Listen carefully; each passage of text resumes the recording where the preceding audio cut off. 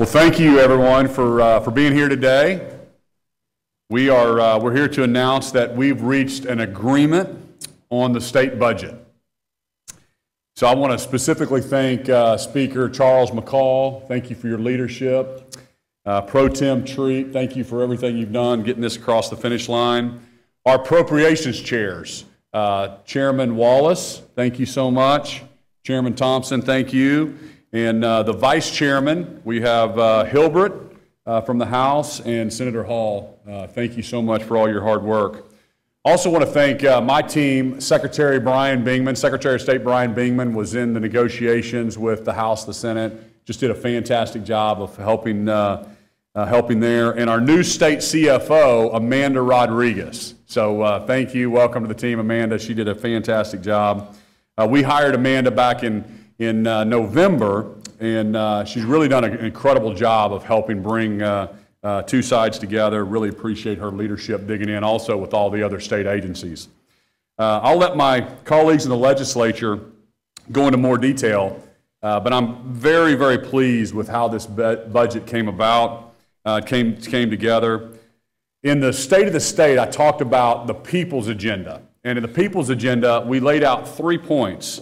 Number one was to make Oklahoma a top 10 place for business. Number two was to deliver Oklahomans more for their money. And number three was always to invest in our fellow Oklahomans. And I believe this budget has accomplished all three of those items. Number one, it lowers taxes for every single Oklahoman. It lowers taxes on working families by restoring the Earned Income Tax Credit. And it brings our corporate income tax to top 10 lowest in the entire country. This is going to help us retain corporations here in Oklahoma and also attract new corporate headquarters to the great state of Oklahoma. It helps us recruit new jobs through the money that we put into the Quick Action Closing Fund. It invests a record amount of funding in our public schools. For the first time ever, we're investing more than $3 billion from state appropriations into our education system. That does not include the investments from property tax dollars from around the state. This budget also raises the cap on equal opportunity scholarship funds, giving parents and students more choices. And I'm so proud that this budget also saves and puts back $800 million in savings and bringing our savings account back over $1 billion, keeping us protected from anything that happens to us in the future. Again, just a big, big thanks. These people around me for all their hard work, my colleagues here in the House, the Senate, Speaker McCall and Pro Tem Treat for all your hard work leading your caucuses and getting us to this point. So I'll turn it over to Pro Tem Treat for a little more details and some comments. All right, thank you. Thank you. Thank you, Governor, and I want to reiterate my thanks to the Governor and to Speaker McCall and your team. I really want to give great gratitude to my Chairman of Appropriations, Roger Thompson, who is here before I get here and here after I leave every day, about 365 days a year.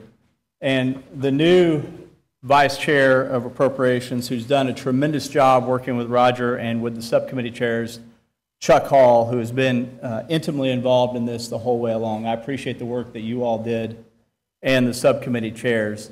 We really had input from everyone in the Senate through the appropriations process and subcommittees, and this is a tremendous budget. I went back and looked at archives from last year. And May 4th is when we announced the budget agreement last year. We were having to stand 6 feet apart. We just reopened the Capitol. We were letting people come in only if they had temperature checks.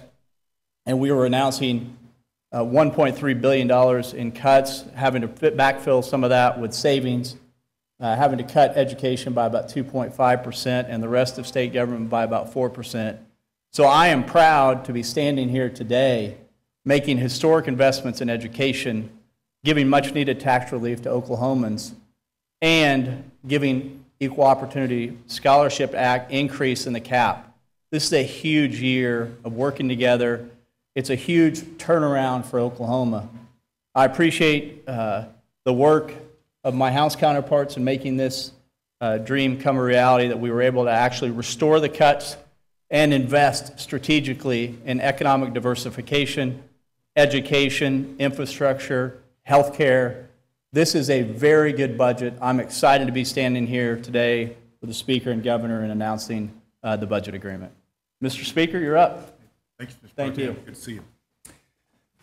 Ladies and gentlemen, in terms of the budgets that I've seen over the last 9 years, serving here in the state of Oklahoma in the House of Representatives, this is the most comprehensive budget that I've seen. There is historical investments in education in this budget, infrastructure in the state of Oklahoma, including broadband, which is an issue that through the pandemic that we discovered was very much lacking throughout the state of Oklahoma. Whether you live in the rural parts of the state, urban or suburban areas, where in some areas of the state there is very limited infrastructure, but also in some parts of the state the infrastructure is robust, but it's fully utilized. We are making investments in those areas which were very much a priority for the House this year. It's no secret, tax relief, tax reform has been a priority of the House. We've advanced bills early on in the process on that. Through those conversations, we've come up with a plan to address both the individual income tax rate in the state of Oklahoma, which includes decreasing the tax rate by 0.25%, and restoring the earned income tax credit. On the corporate income tax, well, I didn't get my version of the bill, really, on either one of them. But at the end of the day, we've come together to work in cooperation with one another to ensure that Oklahoma receives tax relief this session, and tax relief that helps everyone in the state of Oklahoma. So I'm very proud to have worked on this budget this year, but I'm most thankful for Chairman Kevin Wallace of our Appropriation and Budget Committee in the House of Representatives, and Vice Chairman Kyle Hilbert of the House.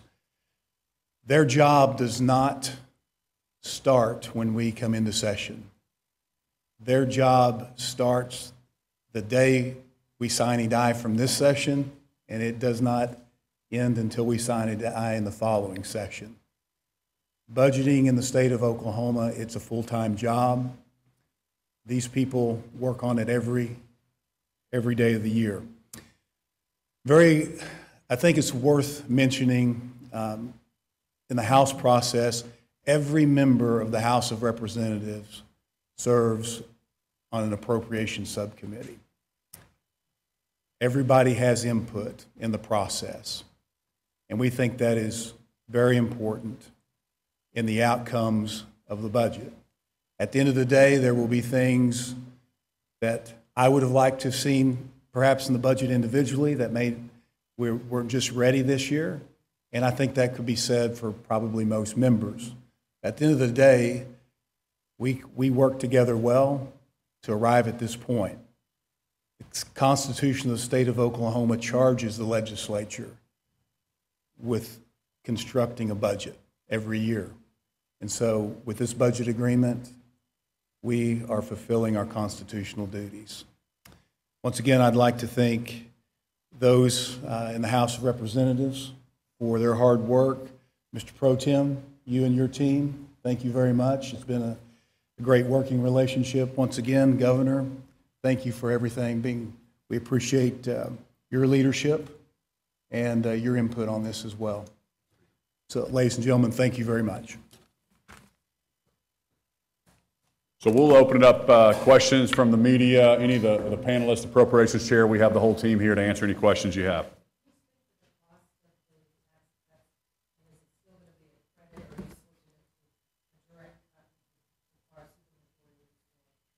It's switching to a direct cut, but I'll let Pro Tem, or do you want to take it? Or? I'll let Senator Thompson cover the numbers. So as we begin to work through that process, we will score whenever that we have the bills written. That's going to be the actual tax cut. I'm going to give you some numbers that we're working from on our spreadsheet. If we do the corporate income tax reduction from 6 to 4 for this fiscal year, we have it at $48,589,692. If we look at a full year of that, it's about 110. That is pre-apportioned, and about 99.3 that's apportioned. Individual income tax reduction from 5 to 4.75, we have scored at $63,760,078. You're looking at a full year around 170. But keep in mind, as we write those bills as instead of a credit, as a tax cut, those numbers may change just a little bit.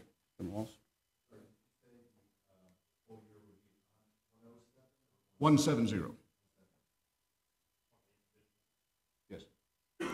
Thanks, Senator Thompson. I agree with those numbers, and as we get the final scoring, and literally before we come to this press conference, we was up in Senator Thompson's conference room with our staff. I'd also like to commend our staff both on the House and Senate side.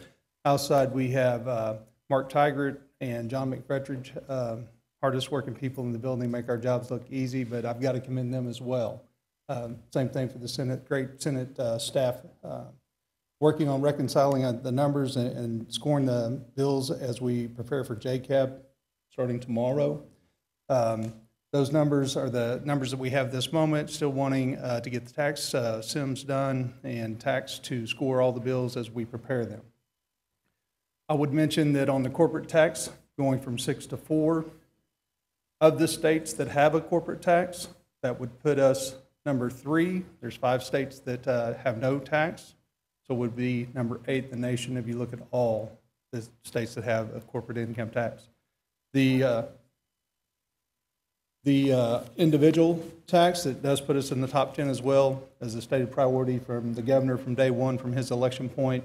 Both of these measures are putting Oklahoma in the top 10 for sure. Medicaid expansion, currently there's enough money coming in through the Healthcare Authority from the enhanced rate of 6.2 that has been in place since the pandemic started last year. There's an increased amount of 5% for the states who have not expanded yet, so of luck of timing, we'll have those resources available also. There's a discussion and agreement that we'll be raising SHOP in this ladder stair-step approach, going 3, 3.5, and 4%.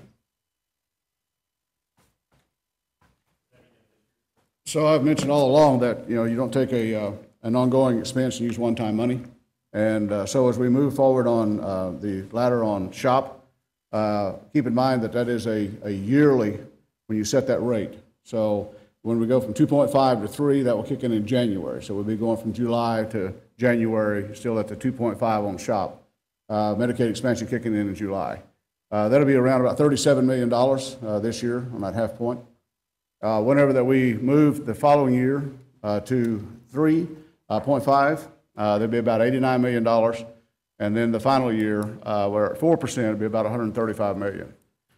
The Medicaid expansion will take care of about $30 million worth of mental health needs that they will now be covered under Medicaid expansion, as well as about $12 million of Insure Oklahoma, and we'll end up with a little over $170 million that should fund on an ongoing basis of Medicaid expansion. One thing to note, SHOP is actually based on a calendar year, and our budget is on a fiscal year. That's why there's a slight difference in the numbers. There was a spreadsheet out here earlier that had an increase of 0.5 point being 74 million. He stated the number 37 mil for this coming year, just moving 0.5 point, and it's because of the calendar year, not the fiscal year.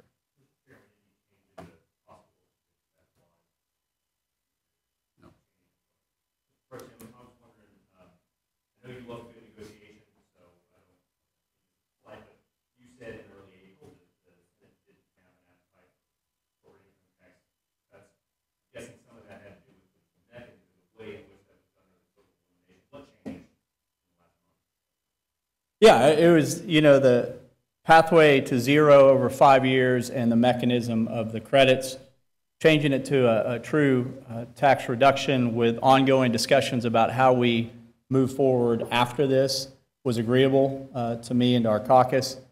But getting education reform, getting Medicaid paid for, everything is taken in context. And so a lot of moving parts had to happen in order for us to get comfortable with that. Also, having a remaining balance of $800 million, even after all this is said and done, being able to reinvest money into savings to put it back for a rainy day made us much more comfortable.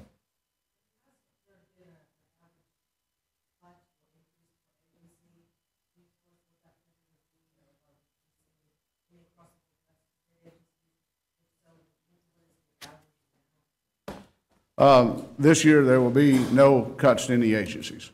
And as a matter of fact, we are working on some very, very good things.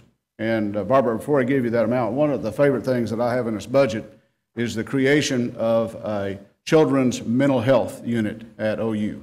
This last year, we had 25 critically mentally ill children that we tried to place out of state, and they were only able to place 2. That is, to me, that's one of the biggest wins that we've had out of this budget, taking care of our kids. If we look at the overall change, Barbara, all of the agencies put together, the aggregate amount is we have a 7.22% increase of funding this year, and that's taking those agencies. You'll have some that's going to be a little bit bigger or different as we go through, like in education, it's going to be about 5.51. General government's about 13. We got in our healthcare, 14.1, and I can break all those down for you. We get over into natural resources, about 13.69. Public safety, an increase of 5.46. And so when we look at REAP, which is great for rural Oklahoma, 17.89%, and that gives us that average of 7.22.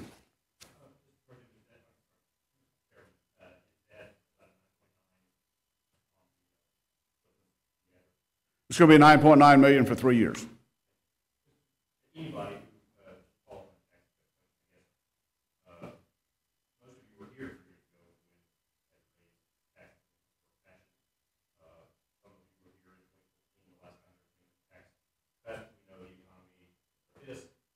What do you say to people who worry that set up for these tax cuts to wind up back where we were 5, 6 years ago? There wasn't enough revenue.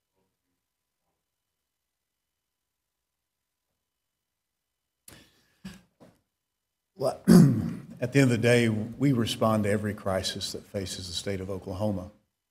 Last year, we responded to an a global pandemic that affected our state.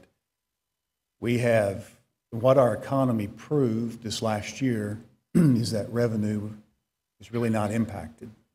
The amount of money that we had in reserves to hedge against a catastrophic event were sufficient. Most of that, all of that was really is being returned to us. We are strengthening reserves again. We'll have another deposit in the rainy day fund at the end of the close of this fiscal year. I think we're much better of a fiscal position than we were 5 years ago when we were facing revenue raisers to correct a fiscal crisis in the state. We don't want to go back to that place. We had those discussions. The House sent bills over utilizing tax deductions and credits, which would allow for an easy rollback in the future. After the Senate's consideration, the governor's consideration, the talks and the will of the House, that tax relief needs to happen this year. We arrived at the decision to do a direct cut of rate on both of those measures. Those will require a 3/4 vote sometime in the future if they're ever to be returned. However, I'm optimistic that we continue to invest in the right things in the state of Oklahoma going forward, that we will expand our economy. We will see more dollars in the state of Oklahoma. We will see more business, more people, and we can operate at a lower threshold of tax burden on all entities in the state of Oklahoma. And that's why I'm very appreciative that we are taking up the individual and the corporate reductions this year, because I believe it sends a tremendous message to the businesses that are looking at the state of Oklahoma and the people that you're going to be able to keep more of your earnings. And what we know that happens when people in business have more in their pockets, they spend it, they reinvest, they hire more people, you buy durable goods, buy a new home, invest in education. So we always have to be mindful of the situations on what could happen in the future. But by far, I believe in the state of Oklahoma. Our trajectory is very strong, very positive, and I believe that these tax relief measures are necessary, the timing is perfect, and they are going to benefit everyone in the state of Oklahoma.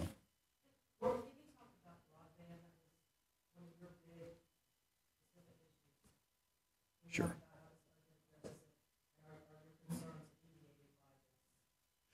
So the state is making a historical investment in broadband this year. It's $42 million is being placed in the budget for broadband expansion. It is being rolled out in the terms of a sales tax rebate. So the companies that make the additional investments in the state of Oklahoma that are underserved will receive the benefit of that $42 million that we're setting aside out of the budget. I think it's very important to note, once again, in my earlier comments, it has been tagged as rural broadband. That's been a big talking point, but really it's broadband throughout the state of Oklahoma. There'll be a segment of a percentage of that's available to the rural, underserved or underdeveloped areas, as well as part of that money dedicated to the urban areas as well. So it will be a broadband improvement in all parts of the state. What will the education budget increase work? Will it be more funding for the textbooks this year? And what's the other money to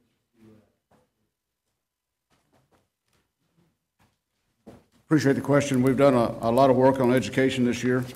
And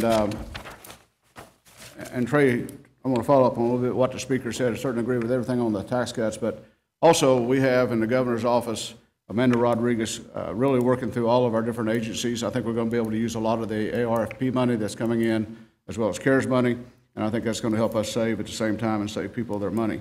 We look at education. We are restoring the cut of $110,800,358. We are adding $27 million in a line item for textbooks. $33 million is already in the base. And so in talking with our subcommittee chairs and with Superintendent Hoffmeister and her team, they needed $60 million this year to fresh textbooks, science, health textbooks. And then also we're investing $25,475,642, and that will bring us to restore the 1017 threshold for kindergarten and first grade. And while we may remember a few years ago when teachers were here at the building, if we remember back to 1990 when 1017 was born, we are reaching that threshold, and we're able to fund that this year in Common Ed. You didn't mention the activities budget, did you? No.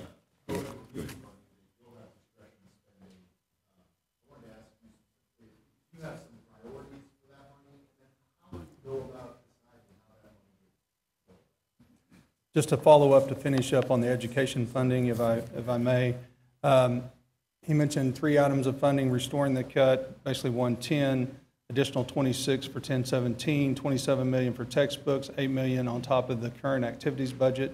I will tell you there's another piece on apportionment for the Red Bud, which is a piece of legislation that Representative Hilbert's worked on, which will be an apportionment, but is additional funding as well for education.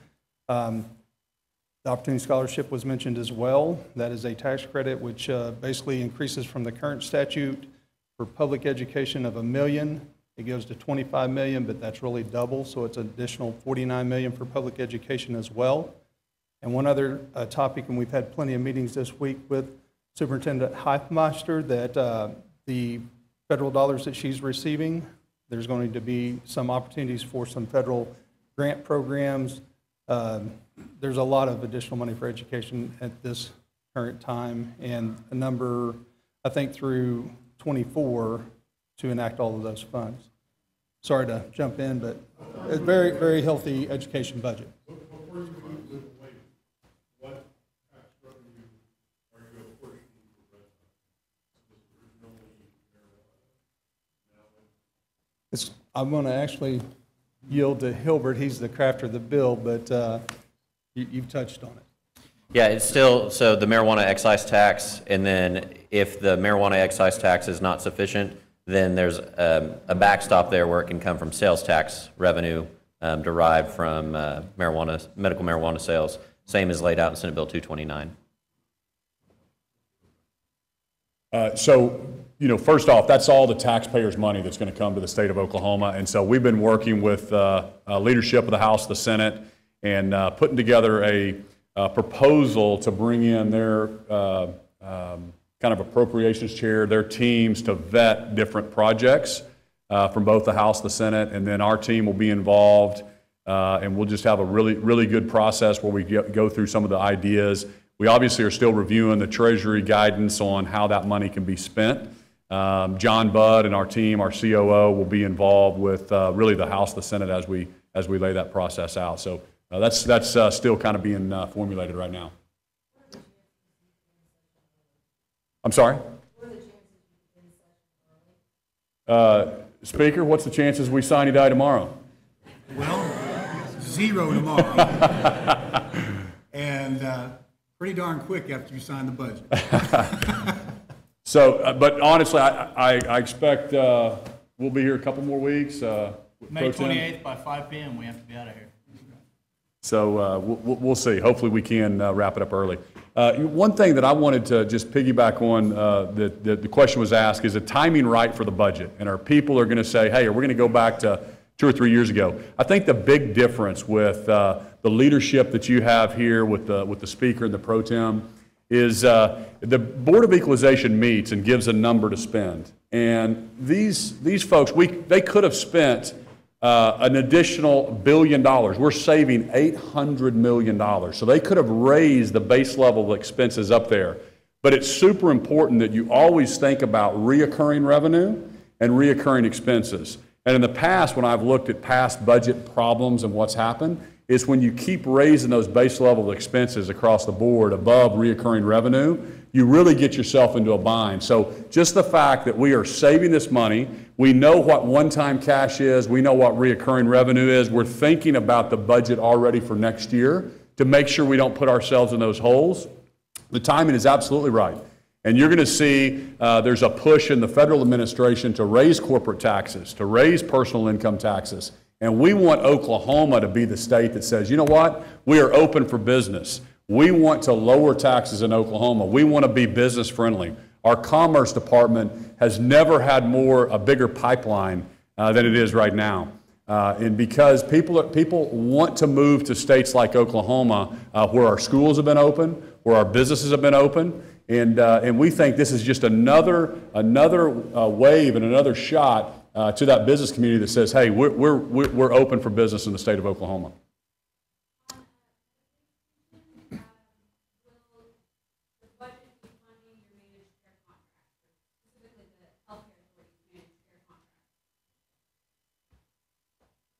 So I don't really follow your question. Okay, so we're covering the cost of expanding Medicaid.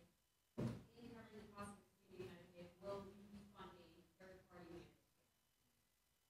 care? Will we have managed care? Yes, that's the intent, is that we have 4 contracts with managed care coming in, and so we will fund out of the $8 billion that we spend in to cover about 1 million lives that are on Medicaid in the state of Oklahoma. There's going to be $2.4 billion that are covered through a managed care system. So we'll be asking hospitals readmission rates. We'll be asking about getting people into primary care earlier. So there will be, inside that $8 billion, part of that money will be carved out through the managed care.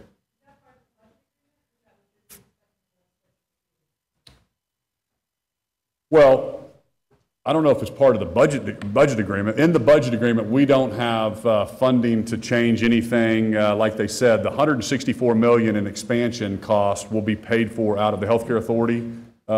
You got a comment on that, Tom, or Chairman? Okay. But the $164 million is going to be, it's not appropriated to the Healthcare Authority. Inside, and I think Chairman Wallace said it, there's about 5% that's available, and we think that we can pay for that expansion population out of the Healthcare Authority's budget already. They're not having to appropriate another $164 million.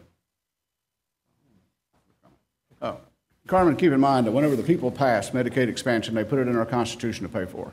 And as a budget writer, I'm obligated to raise the funds and somehow that we pay for Medicaid expansion. It's the Healthcare Authority that decides on the executive level how to dispense that. So your question directly, are we funding the Medicaid expansion into MCOs? And we're funding what the people of Oklahoma put into the Constitution that we must fund. Pretty much a recap, but yes, because State Question 802 funding is taken care of. There is enough existing funding currently at the Healthcare Authority for this upcoming year. But we put in place a plan within this budget with the ladder approach on SHOP to continue to pay for as these federal dollars start to fall off. And there's additional funding that's coming in with an enhanced FMAP rate that started, which was 6.2, started last year about March, right about the time the pandemic hit. It will run to the end of this calendar year. There is another increase of 5% for any state that has not expanded yet that will go to the end of the federal fiscal year of 23. So that will go basically to October 1st of 23 for us. But when that stuff falls off, we do have the plan to continue forward with the ladder on SHOP. So the answer to your question, the expansion is paid for based on the vote of Question 802. There's currently funding at the Healthcare Authority to pay for this year, but we have put in this budget in a plan to pay for it on into the future.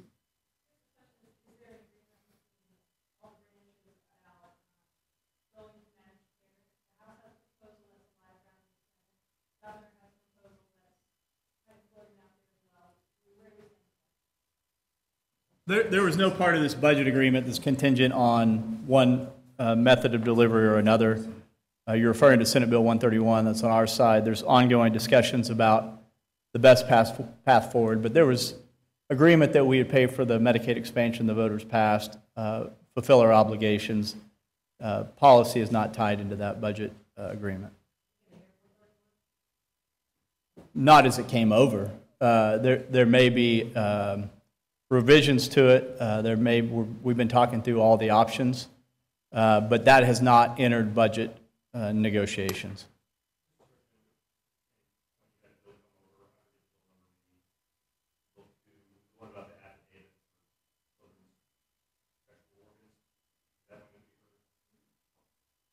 I'm not sure what you're talking about on the affidavit, but as you know, I do press wrap-up every Thursday. You can ask non-budget related questions to me at a later day today. No, well, because you all didn't show up last time, and I chastised you. If you show up, Trace, if you're there, I'll be there every week.